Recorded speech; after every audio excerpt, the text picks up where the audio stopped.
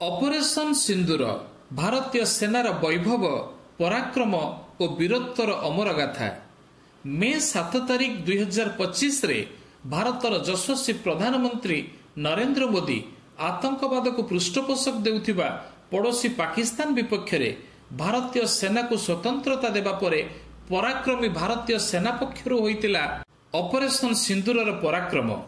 ଏଠାରେ ସ୍ମରଣଯୋଗ୍ୟ ଯେ ପେହେଲଗାମ ଠାରେ 22 ଏପ୍ରିଲ 2025ରେ ପାକିସ୍ତାନ ସମର୍ଥିତ ଆତଙ୍କବାଦୀ ଅନୁପ୍ରବେଶ କରି 26 ଜଣ ନିରୀହ ପର୍ଯ୍ୟଟକଙ୍କୁ ଧର୍ମ ଆଧାରରେ ଅତି ନିର୍ମମ ଓ ବର୍ବରୋଚିତ ଭାବେ ହତ୍ୟା କରିଥିଲେ, ଯାହାର ପ୍ରତିଶୋଧ ପାଇଁ ଭାରତୀୟ ସେନା ରକ୍ତ ଚାଉଳ ଚୋବାଉଥିଲା। ଅତୀତରେ ଅନେକ ଏଭଳି ବର୍ବରୋଚିତ ଆତଙ୍କବାଦୀ ଆକ୍ରମଣ କ୍ଷେତ୍ରରେ ସରକାରଙ୍କ ଟାଳଟୁଳ ନୀତି ସେନାକୁ ମର୍ଯ୍ୟାଦା ଭିତରେ ବାନ୍ଧି ରଖୁଥିଲା। ମାତ୍ର ସମୟ ବଦଳିଛି ଭାରତର ଷ୍ଟ୍ରାଟେଜି, ତା ସହ ବଦଳିଛି ବିଶ୍ୱ ସମୁଦାୟର ଭାରତ ପ୍ରତି ନଜର। ଏବେ କେନ୍ଦ୍ରରେ ମୋଦି ସରକାର। ପ୍ରତିଶୋଧ ନେବାର ଉତ୍ସାହରେ ଭାରତୀୟ ସେନାର ଉନ୍ମାଦନା ଅଫୁରନ୍ତ ଥିଲା। ଅପେକ୍ଷା ଥିଲା ଯଶସ୍ୱୀ ପ୍ରଧାନମନ୍ତ୍ରୀ ନରେନ୍ଦ୍ର ମୋଦିଙ୍କ ଆଦେଶକୁ।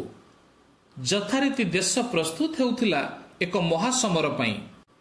ଅତ୍ୟାବଶ୍ୟକୀୟ ସାମଗ୍ରୀଠୁ ନେଇ ଦୈନନ୍ଦିନ ବ୍ୟବହାରିକ ପ୍ରତିଟି ସାମଗ୍ରୀ ଦେଶର କୋଣ ଅନୁକୋଣକୁ ଭରପୁର ପହଞ୍ଚା ଯାଉଥାଏ। ରାସ୍ତାଘାଟ, ହାଟ ବାଟ ସବୁଠି ସାଇରନ ବଜାଇ ସେନା ପକ୍ଷରୁ ମକ୍ ଡ୍ରିଲ୍ କରାଯାଉଥାଏ। ଖାଇବା ପିଇବା ସହ 2-3 ମାସର ରାସନ ଏବଂ ମେଡିସିନ ପର୍ଯ୍ୟାପ୍ତ ପରିମାଣର ମହଜୁଦ ରଖିବା ପାଇଁ ଜମ୍ମୁ କାଶ୍ମୀର ସହ ଉପାନ୍ତ ରାଜ୍ୟ ପଞ୍ଜାବ ଓ ରାଜସ୍ଥାନର ନିର୍ଦ୍ଦିଷ୍ଟ ଅଞ୍ଚଳରେ ଭାରତୀୟ ସେନା ଓ ସ୍ଥାନୀୟ ପ୍ରଶାସନ ପକ୍ଷରୁ ମିଳିତ ଆଗୁଆ ସତର୍କତା ସୂଚନା ଦିଆଯାଉଥାଏ। କୋଟି କୋଟି ଭାରତୀୟ ଜନସାଧାରଣ ପ୍ରସ୍ତୁତ ହେଉଥାନ୍ତି ଗୋଟେ ମହାସମରର ମୂକସାକ୍ଷୀ ପାଇଁ।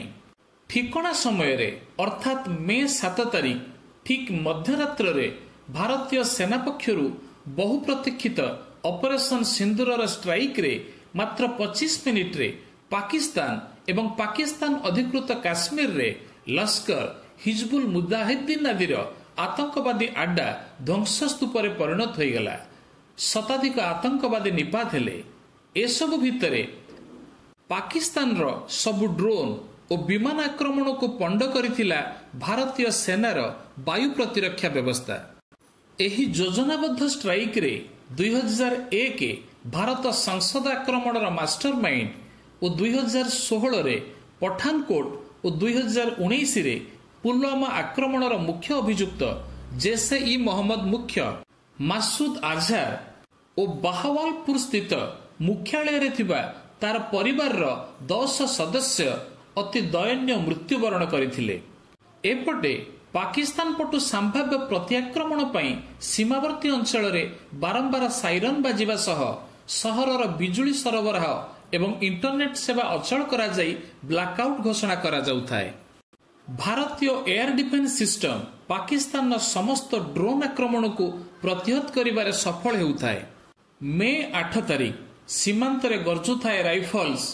ଉଭୟ ପକ୍ଷରୁ ସ୍ୱଳ୍ପ ଓ ମଧ୍ୟମ ଦୂରଗାମୀ କ୍ଷେପଣାସ୍ତ୍ରର ଆକ୍ରମଣ ଓ ପ୍ରତ୍ୟାକ୍ରମଣ ଜାରି ଥାଏ। ଏହା ଭିତରେ ଅତି ଚତୁରତା ଏବଂ ସତର୍କତାର ସହ ଭାରତ ଲାହୋର ସ୍ଥିତ ପାକିସ୍ତାନର ରାଡାର ଇନଫ୍ରାଷ୍ଟ୍ରକ୍ଚରକୁ ସମ୍ପୂର୍ଣ୍ଣ ଧ୍ୱସ୍ତ କରି ପାକିସ୍ତାନରେ କୋକୁଆ ଭୟ ଖେଳାଇ ଦେଲା। ବିଶ୍ୱ ସମୁଦାୟ ବି ନୀରବ। ପାକିସ୍ତାନକୁ ମୌଳିକତଃ ସମର୍ଥନ ଦେଇ ଆସୁଥିବା ରାଷ୍ଟ୍ରମାନେ ବି ମୁହଁ ମୋଡ଼ି ନେଲେ। ମୋଦିଙ୍କ ସଫଳ ବିଦେଶ ନୀତି ଓ ଆତଙ୍କବାଦ ବିରୋଧୀ ଜିରୋ ସହନଶୀଳତା ନୀତିକୁ ବିଶ୍ୱବ୍ୟାପୀ ସମର୍ଥନ ମିଳୁଥାଏ। ଅପେକ୍ଷା ଥାଏ କଣ ହେବ ଦକ୍ଷିଣ ଏସିଆର ଭବିଷ୍ୟତ। ଯୁଦ୍ଧଖୋର ଭାରତୀୟ ସେନା ଆଗରେ ଥରହର ହେଉଥାଏ ପାକ୍ ଏବଂ ପଡ଼ୋଶୀ ଛୋଟ ବଡ଼ ରାଷ୍ଟ୍ର ସମୂହ। ଭାରତୀୟ ସେନାର 3 ବାହିନୀ ପେହେଲଗାମ ଆକ୍ରମଣର ବଦଲା ପାଇଁ ନିଆଁ ଭଳି ତାତିଥାନ୍ତି। ପରଦିନ ଅର୍ଥାତ୍ ମେ 9 ତାରିଖ ଓ 10 ତାରିଖରେ ଭାରତ ଅତର୍କିତ ଭାବେ ପୁଣି ପାକିସ୍ତାନର 4ଟି ପ୍ରମୁଖ ଏୟାର ଡିଫେନ୍ସ ସିଷ୍ଟମକୁ ଧ୍ୱଂସ କରି ବିଶ୍ୱ ସମୁଦାୟକୁ ଆତଙ୍କବାଦ ବିରୋଧରେ ବଡ଼ ବାର୍ତ୍ତା ଦେଲା।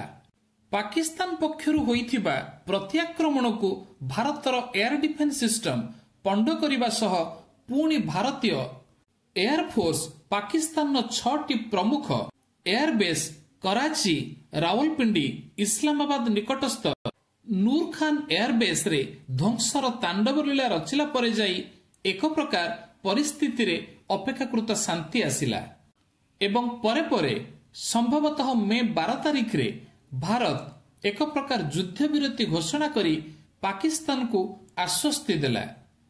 ତ୍ରାହି ତ୍ରାହି ଡାକୁଥିବା ପାକିସ୍ତାନର ଜନସାଧାରଣ ଶାନ୍ତିରେ ନିଶ୍ୱାସ ମାରିଲେ ଏବଂ ଏଥିସହ ଭାରତୀୟ ସେନାର ବୈଭବ, ପରାକ୍ରମ ଓ ବୀରତ୍ୱର ଅପରେସନ ସିନ୍ଦୁର ଇତିହାସର ଅଲେଖା ଫର୍ଦ୍ଦରେ ଯଶସ୍ୱୀ ପ୍ରଧାନମନ୍ତ୍ରୀ ମୋଦିଜୀଙ୍କ ନେତୃତ୍ୱରେ ନୂଆ ଭାରତର ବୀରତ୍ୱର ଗାଥା ସ୍ୱର୍ଣ୍ଣାକ୍ଷରରେ ଲିପିବଦ୍ଧ କରୁଥିଲା।